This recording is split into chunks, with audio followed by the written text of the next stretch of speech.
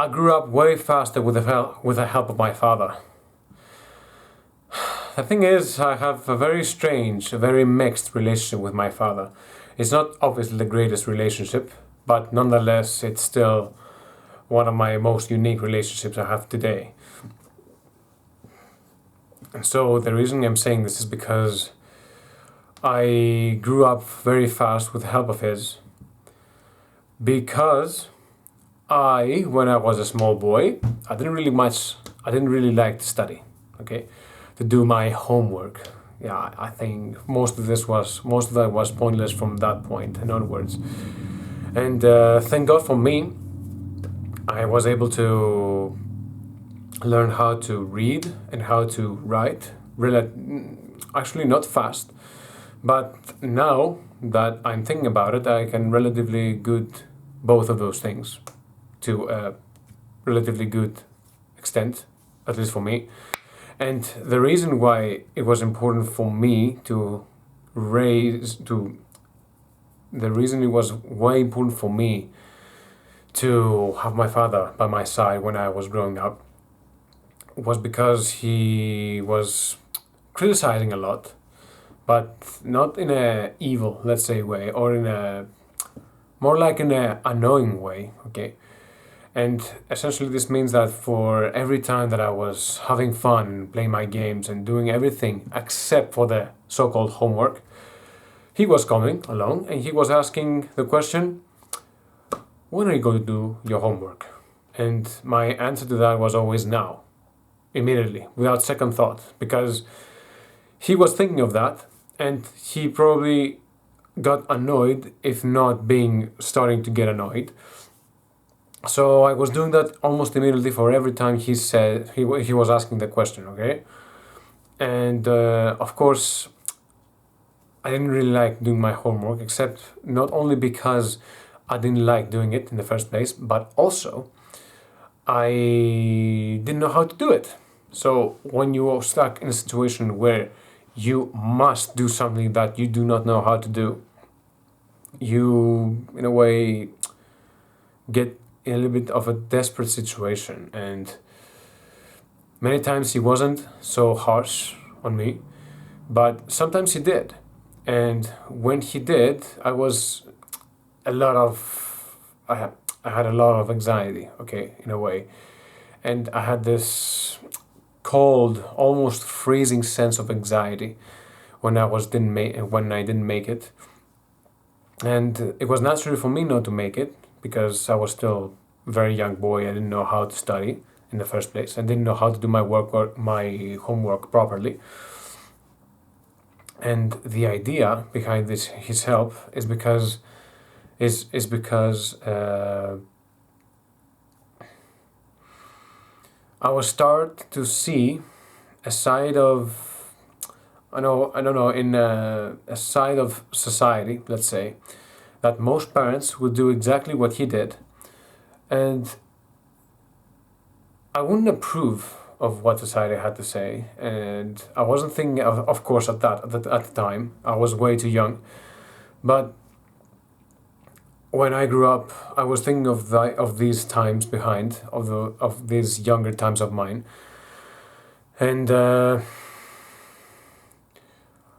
I remember myself, characteristically, I didn't really like doing what I did because of the anxiety that the homework had on itself, but also because the pressure that my father had when I was supposed to study, okay? And so many times I needed to come into the realization that I have to defend myself against people who didn't necessarily agree with what I did, which is not spend as much time on my homework. And personally, I didn't enjoy it until I ended the entire school sessions, junior high school, etc.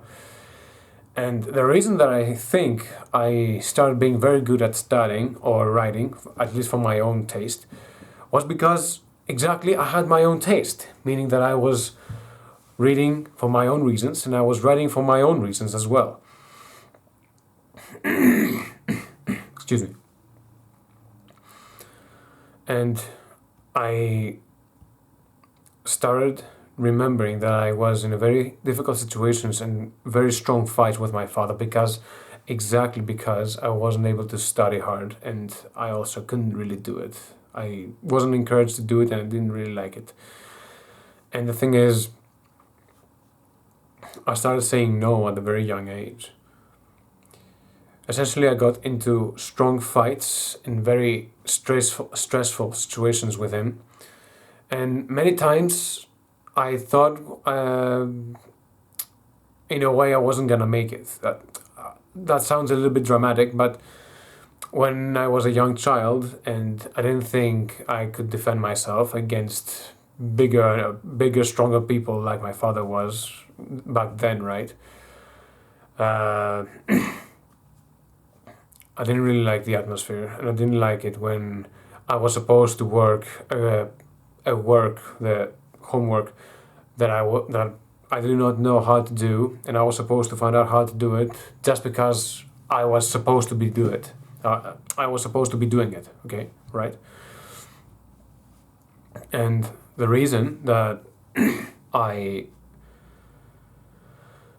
that I grew up rapidly was because I had relatively rough younger years for my taste, at least, and I was in very dark ages, let's say. I didn't know how to communicate, really. I didn't know how to speak, how to think clearly. I didn't know how to talk. And even sometimes, if I had something in my mind that I wanted to say, I didn't always have the attention of my father the way I wanted him to listen. And I learned to defend myself at a very younger age, not necessarily physically, but mostly verbally. And sometimes I also had to start saying no, and I really learned to defend myself when I learned to say to my father no about the things that he wanted me to do, but I also didn't want to do. And even though homework may as well be a small and stupid subject, it was very personal for me because that ability for me to say no is also very valuable to me in the age that I'm living right now. I don't think I would be half the person I am today and the skills that I have right now and the wisdom I believe I have right now if I wasn't able to say no back then. Because then was when I realized that by saying no and saying what you want to do in your life, not somebody else, even for the smallest of things. I'd start for the smallest things, but later for the bigger ones, is when I realized that people really do what they want with their lives when they really hard a strong sense of no. And the bigger the no, the bigger the conviction to do what you were meant to do. And because exactly I had very tough younger years of my life, very rough times for me, I was really starting questioning everything. I was starting to saying things like, wow, these hard situations are going to be my life. What I'm experiencing right now is going to be my entire thing. I'm going to live this for the rest of my existence. And that thing, I felt that essentially that thought by itself was rotting my inner soul in a way. And if I didn't say no with everything I've got and really believing it and really acting upon that, I don't really think that I would do most of the things in my life I ever want to do. Because right now, as of right now that I'm recording this video, I'm satisfied with the way I live and I'm satisfied with my life. I have done most of the things I ever wanted to do in my life. And I'm saying, great, I still have years ahead of me then. It's so refreshing to get to that point.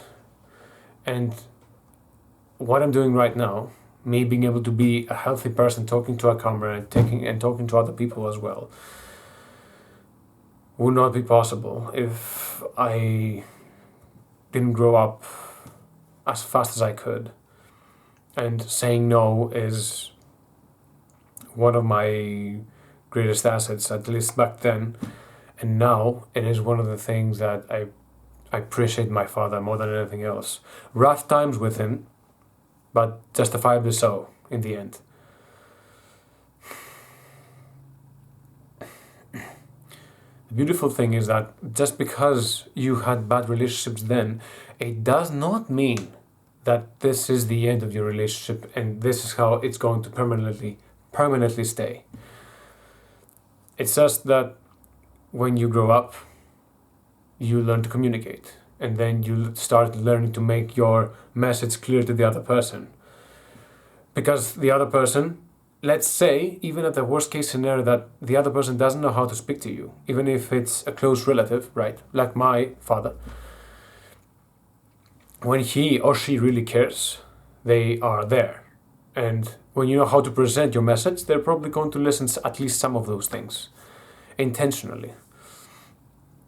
And so when you start saying that I'm trying to do things for my life, I don't hate you for pressuring me for doing the things that you want me to do, because secretly I know you love me. And also, you are concerned. You're anxious about my well-being and my achievements and my success. And that should have been a part that I should have never ignored back then, in my younger years, I'm sorry. And so when you manage to bring this perspective, I don't think anyone, any relative of yours who really was angry at you, is going to be angry at you anymore. A person who really worries about you may as well get crazy, but may as well prove to them that you have thought about yourself on your own. For example, myself, I have thought things that I want to do for myself, and I don't necessarily want to live the way my parents want me to live. And the great thing is that my parents are acceptable. They want me to try and make mistakes in life. For the most part, they accept the person that they see, and they really like me. They like me to be their son, because we connect, really. Especially with my mother, but with my father, as long as we're trying, we are going to have, for the most part, great relationship. And it's going to be great relationship exactly because many years ago, for a long period of time, we didn't have a great relationship, and now we get to enjoy the juice of our squeeze. And the squeeze is, of course, the job we have both put in. So I'm a very lucky person that, that even though my parents were divorced at a relatively young age of mine, at the age of 3, I had both parents in my life. I have to communicate with both of them, and they were typical towards each other. They didn't really hate each other, but they kind of like each other. I mean, they do not hate or despise each other. They just know I am you, I am the way I am, you are the way you are, and this should be the way it is. And both accept the idea of having each other, have me having both of them in our lives, in my life. I'm sorry for the low quality of English. It's not my mother tongue yet, but I will learn it eventually. So my message is, a rough relationship with a parent may seem impossible at first, but if you stay there, it may as well become easier and easier and easier when you grow up and you decide to take things at hand and you start thinking about yourself, start really questioning things, start really philosophizing, start really saying who I am, what I do, and what I would like the most, and try to answer these questions not only when it comes to honest when not only when you're trying to be honest with yourself and the answers that you're trying to give, but also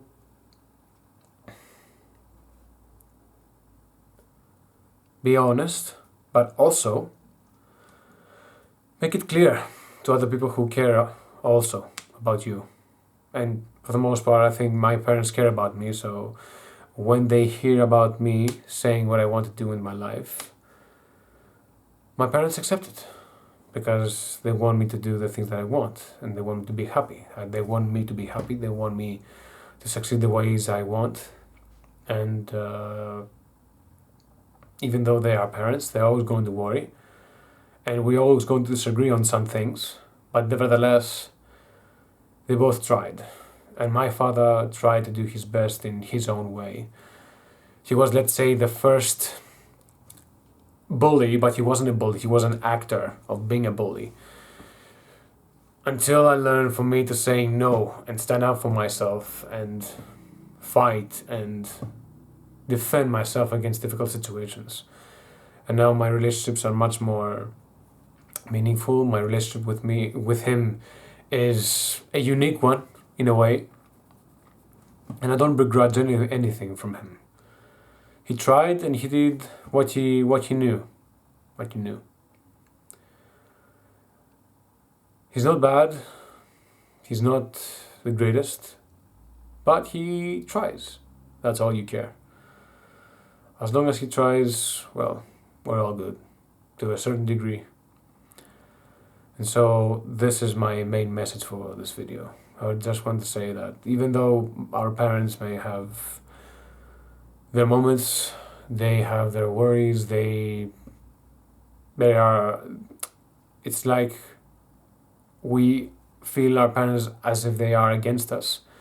For the most part, they are trying to be with our side. So even though I have a very tough relationship with my father, I appreciate it nonetheless, and I think I'm a tougher person being able to respond to life and its difficulties and being able to learn how to live with adversity in my life. And thanks to him, I love my relationships with other people more because I earn the hard parts of relationships with it, which is be patient with your people around you. Learn to agree to disagree, find your differences and let them stay there. And watch where, notice maybe, a better word would be notice. Notice where the end of the relationship may as well occur or start, or where the pinnacle of a relationship may as well look like.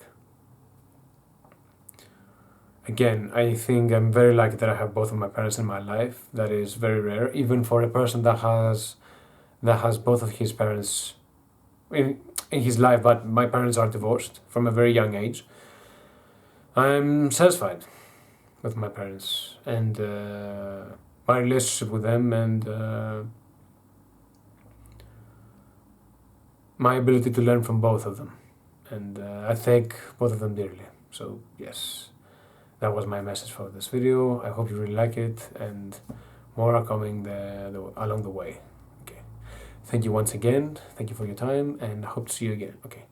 Goodbye, and thanks.